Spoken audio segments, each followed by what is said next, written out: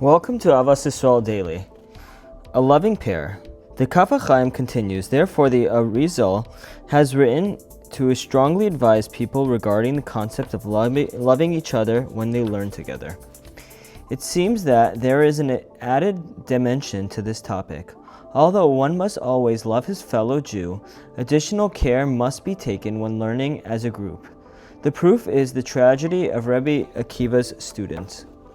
A group of students learning together who were held accountable for the lack of respect that they had for one another. While they were learning together, interestingly, the Ben Ish Chai points out that the Gemara does not say that Rabbi Akiva had 24,000 students, but 12,000 pairs. He explains, Rabbi Akiva was aware that his students would not respect each other properly. He therefore devised the following plan. He would pair the greater students with the students who were not at the same stature. Through doing so, he assumed that the students who were on a lesser level would respect their chavrosos. The greater students, unfortunately, the plan did not fix the problem. The Gemara refers to them as pairs to emphasize this point. Prepare for Kabbalah Torah. Additionally, the weeks of Sefirat HaOmer are weeks of preparation for Shavuos, the day of Kabbalah Torah. As the Beis HaLevi discusses at the end of his essays, Ahavas Yisrael is one of the primary prerequisites for one's success in Torah study.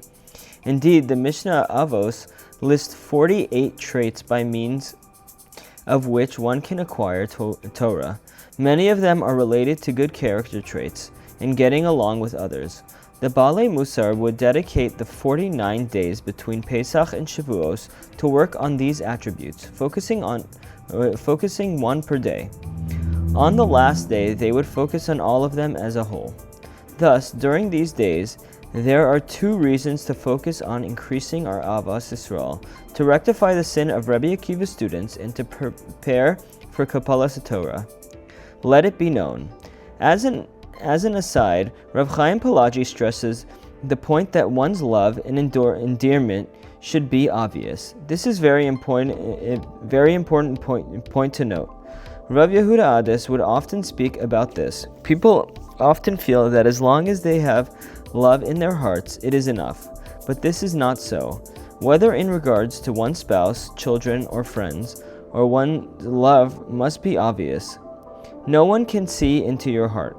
We must show that we love them. A thoughtful card or meaningful phone call can go a long way. The expense is minimal and the reward is great. Thanks, and we'll continue tomorrow.